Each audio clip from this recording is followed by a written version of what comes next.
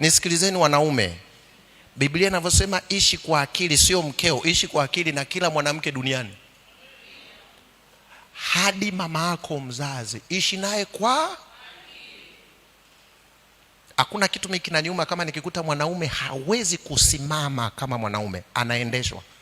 Huyu binti hapa anamwambia mume wake, tujenge nyumba, nitakujibu jioni simu. Baba amesema tujenge tusijenge.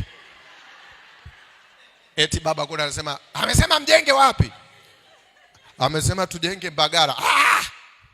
Unapaswa ujenge kwanza Rorya.